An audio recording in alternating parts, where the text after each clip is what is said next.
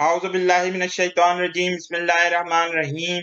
میرے پیارے مسلمان بھائیوں، یہاں سے ہزاروں میل دور کشمیر کی وادی کا آتش فشاں تیزی سے نفرت اور انتقام کا لاوا اگل رہا ہے۔ وادی کے سلگتے چنار آج روشن ہیں اور مسلمانوں کی غیرت کو للکار رہے ہیں۔ آج کہاں ہیں وہ مجاہد، وہ غیور صفت فولاد کے پیکر، جن کو دیکھ کر تاریخ نے اپنے رب سے دعا مانگی تھی کہ یہ غازی، یہ تیرے پراسرار بندے، جنہیں تو نے بخشا ہے ذوق خدائی، دو نیم ان کی ٹھوکر سے صحرا و دریا، سمٹ کر پہاڑ ان کی ہیبت سرائی۔ میں یہ سب سوچتا ہوں تو پھر میرا قلم، میرا بیان مجھے آج سے 1400 سال پہلے یرموک کے میدان میں لا کھڑا کرتا ہے، جہاں لڑنے والے مجاہدوں نے اپنے وقت کی سپریم پاورز کو للکارا تھا اور پھر ان کی مجموعی طاقت کو وہاں شکست دے دی تھی۔ یہ اس وقت کی عظیم لیڈرشپ کا عظیم ویژن تھا جس نے تاریخ کا دھارا موڑ دیا اور پھر اسلام نے اپنی گلوبل اسٹریٹجک پاور کو منوایا۔ ساتھ ہی ساتھ دنیا پر واضح کر دیا کہ اسلام کوئی مقامی مذہب نہیں جیسا کہ ہندو مت اور بدھ مت ہیں، بلکہ یہ صرف اور صرف تمام دنیا کے لوگوں کی ہدایت اور رہنمائی کے لیے آیا ہے تاکہ اللہ کا نظام اس کی زمین پر نافذ ہو جائے۔ رسول اللہ صلی اللہ علیہ وسلم کے انتقال کے بعد حضرت ابو بکر صدیق کو مسلمانوں کی باہمی مشاورت کے بعد خلیفہ چن لیا گیا۔ آپ کی خلافت کے اوائل برسوں کے دوران ردہ وارز کا آغاز ہوا، جس میں سیف اللہ حضرت خالد بن ولید رضی اللہ تعالیٰ عنہ نے اپنی کمانڈنگ کیپیبلٹیز کو منوا لیا تھا۔ غزوہ تبوک کے بعد یہ بات مسلمہ ہو چکی تھی کہ اب اسلام اور بازنطینی سلطنت کے درمیان ایک فیصلہ کن معرکہ ناگزیر ہے۔ حضرت اسامہ بن زید رضی اللہ تعالیٰ عنہ کی قیادت میں شام کی طرف جب لشکر نے کوچ کیا تو خلیفۃ الرسول حضرت ابو بکر صدیق نے بنفس نفیس اس لشکر کو الوداع کہا۔ ادھر اسلامی خلافت کے مشرق میں جو آندھی اٹھ رہی تھی، اس کا سدباب بھی حکومت اسلامی کے کندھوں پر تھا۔ مسیلمہ کذاب اور سجا کی نبوت کے دعووں کے پیچھے اس وقت کی ساسانی ایرانی حکومت کا ہاتھ تھا۔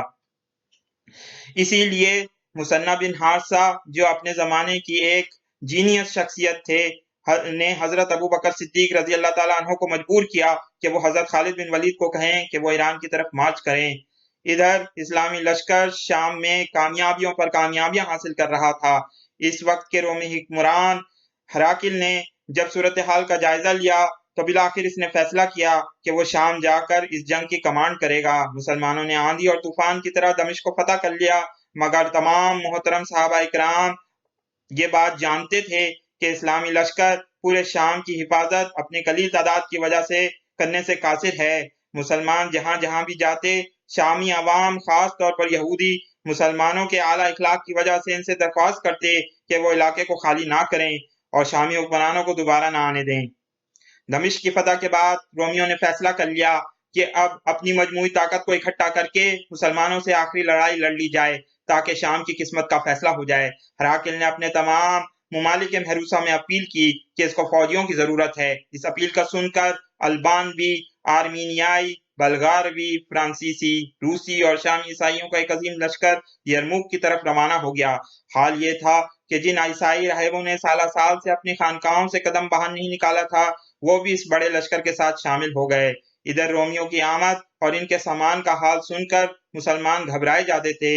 حضرت ابو عبیدہ رضی اللہ تعالیٰ عنہ جو مسلمانوں کے لشکر کے سالار تھے نے حضرت عمر کے پاس قاصد دوڑایا اور کہا کہ رومی بحر و بر سے اگل پڑے ہیں۔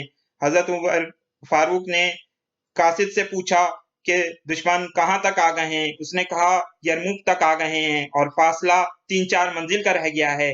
یہ سن کر حضرت عمر غمگین تو ہوئے، مگر فوراً حضرت خالد بن ولید کو خط لکھا کہ مسلمانوں کی مدد کو پہنچو۔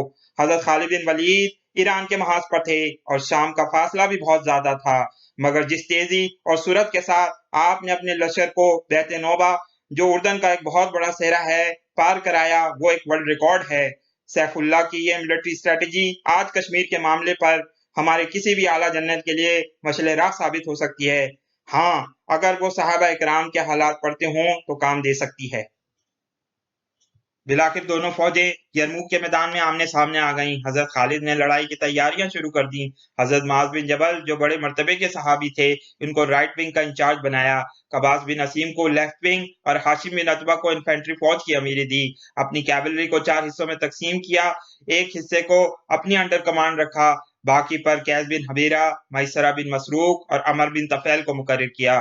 رومی بھی بڑے سر و سامان کے ساتھ نکلے۔ 2 لاکھ سے زیادہ سپاہی تھے اور 24 صفیں تھیں، جن کے آگے آگے ان کے مذہبی پیشوا ہاتھوں میں سلیبے لیے جوش دلا رہے تھے۔ مسلمانوں کی فوج میں قاری حضرات سورہ انفال کی تلاوت کرتے جاتے اور رومیوں کے جوش کا یہ عالم تھا کہ 30,000 آدمیوں نے پاؤں میں بیڑیاں پہن لی تھیں کہ ہٹنے کا خیال تک نہ آئے۔ جنگ کی ابتدا رومیوں کی جانب سے ہوئی۔ 2 لاکھ کا ٹڈی دل ایک ساتھ آگے بڑھا اور مسلمانوں پر زور و شور سے حملہ کیا اور تیروں کی بارش کر دی۔ مسلمان دیر تک ثابت قدم رہے، لیکن حملہ اس زور کا تھا کہ مسلمانوں کا رائٹ ونگ ٹوٹ کر فوج سے علیحدہ ہو گیا اور نہایت بے ترتیبی سے پیچھے ہٹا۔ مسلمان پیچھے ہٹتے ہٹتے عورتوں کے خیمہ گاہ تک آ گئے۔ عورتوں کو یہ حالت دیکھ کر انتہائی سخت غصہ آیا اور خیمے کی چوبیں اکھاڑ لیں اور پکاری کہ اگر مرد ادھر آئے تو انہی چوبوں سے تمہارا سر توڑ دیں گے۔ ساری خواتین نے اشعار اور رجز پڑھ کر مردوں کو غیرت دلائی۔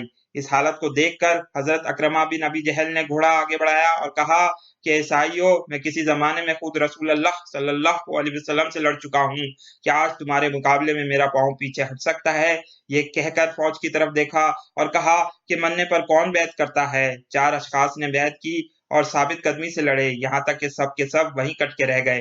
غرض یہ کہ حضرت اکرمہ رضی اللہ تعالیٰ عنہ اور ان کے ساتھی شہید ہوئے، مگر رومیوں کے ہزاروں آدمیوں کو قتل کیا۔